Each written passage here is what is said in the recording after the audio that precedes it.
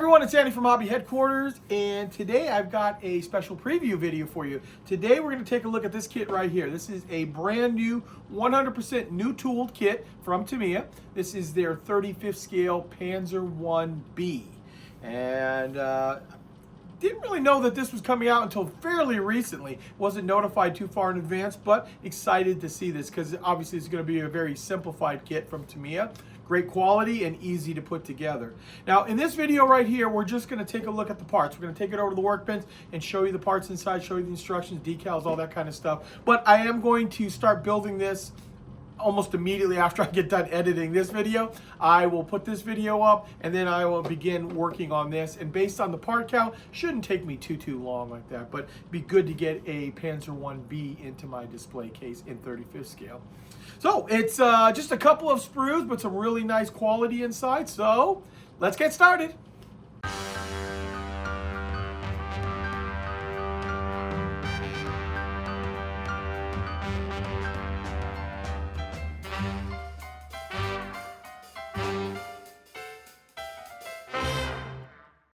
Okay, here it is, guys. We finally get a brand new Tamiya 35th scale kit, and you are looking at it right now. This is Tamiya's brand new 35th scale Panzer 1B. And if you are not too familiar about the Panzer 1, one of the main differences between the B and the A is the B, which you see right here, is stretched. So they stretched the chassis and they added an extra road wheel. So a Panzer 1A is only going to have 4 main road wheels, and because they stretched it, they added another road wheel on it. And if I'm not mistaken, I think the B was the more used version on it here. Turret-wise, we have just 2 machine guns in the turret. Remember, this was developed in the 30s. It was designed kind of more for training, I believe, but of course were used once the war actually broke out. And you're going to see these like in the very early campaigns, like in Poland, things like that. And that's why we have the markings that we do on here with the yellow crosses on it compared to what would be more mid to late war, how they changed it. So like I said, this is a completely brand new kit, all new moldings inside, and keep in mind, it's still a very tiny vehicle. The Panzer 1 is very small. So what we're going to do now, just quickly show you the side of the box. I guess it's going to come with at least a commander figure, and accordingly it shows that you can either do it with the side cap or the beret. So the beret is obviously very early war. And then we've got a couple of the different setups of the markings on here as well. Very cool. Okay, guys, let's open this up and take a look inside.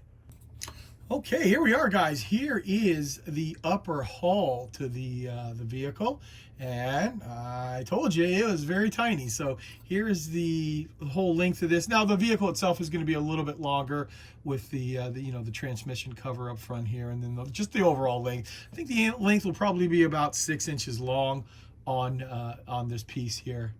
But you can see we've got the rivet detail. Looks like we've got some weld detail all along the line there. All of the hatches on the rear. Looks like our side hatches are openable since they're all molded separately. And also on this same sprue is our massive turret here, as you can see here. It's amazing to think that, this is obviously the very early plans for their tanks. And then just a few years later, they've got Tigers and King Tigers and Panthers rolling off the line. Way larger than this. So there you go. There is your upper hull and your turret. Next up, we have this sprue right here. This is our B sprue. So we'll zoom in here right off. We've got things like suspension. See, yeah, that is a 1 figure molded in halves right there. So it does come with the 1 figure and the different head sculpts that come with it. Just like that. Got our lower turret ring. Tow cables all wound up right there, and actually molded in multiple pieces with the other side. Got the jack. There's that front cover for the final drives, machine guns, and then pioneering tools like shovel, axe, wire cutters, things like that. There we go. And of course, those are the MGs for the turret. There is no turret ring on this particular vehicle. So we'll slide that off to the side, bring this one out next. This is the lower hull. You can see it's molded up in multiple pieces here. Let's just take a look here.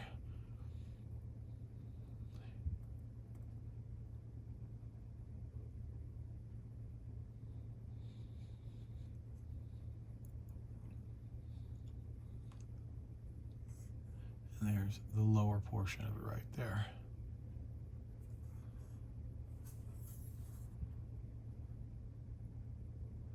Looks like it should go together pretty easily.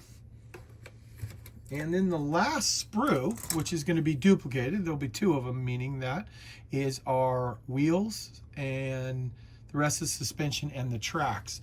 So as you can see here, the tracks are made up of link, right here, individual links. Actually, they're double links. They're not even individual links. They're double links, just like the Ausf Panther I just built. You got the double links. You got some longer length of track, including here, and then all of the road wheels with the rubber, actually part of the rubber, because it looks like the inner part of the road wheel is molded on there too. So you can still put it on separately, and then the actual wheel itself there. Here's our suspension pieces and return rollers. Little hooks like that kind of stuff. So there you go. There is your last sprue, basically. So you get two of those, but what you're looking at right there is the entire kit. So looks like it'd be a pretty simplified kit. The reason I'm showing this preview right now is I'm actually, as soon as I'm done filming this part of the video, I'm actually going to start building this, and I'm going to do a build video for you on this too. Now that this new kit is out from Tamiya. Oh, there is one other piece. These tiny little headlights right there too.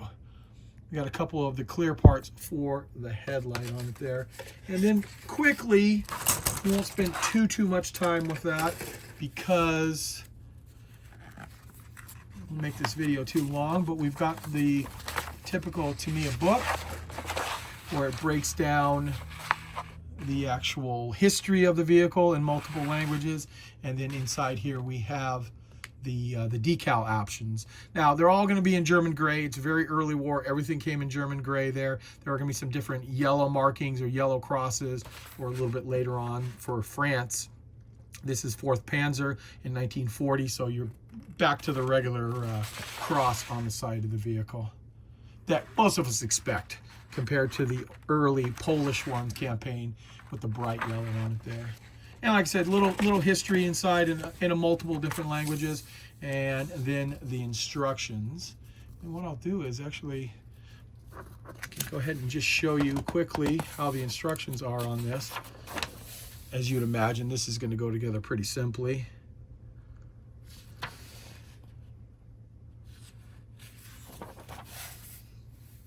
I think what I'm going to do too is I'm going to build, like I said, I'm going to build this kit.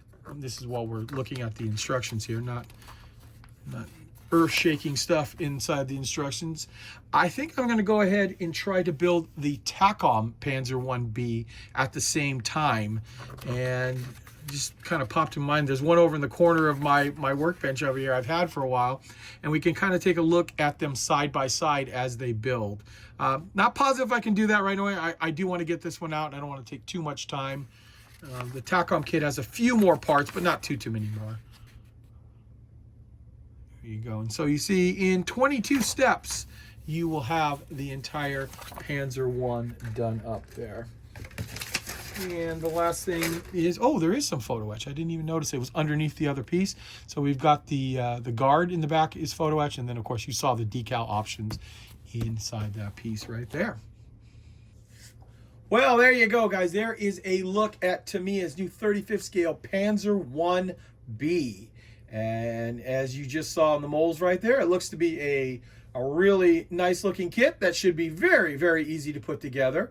As I mentioned earlier in the video, if you didn't hear, as soon as I'm done editing this video right here, I'm going to start cutting parts off the trees to start building this kit up. And then we'll, of course, paint and weather it. Not sure if I'm going to do Poland or France yet.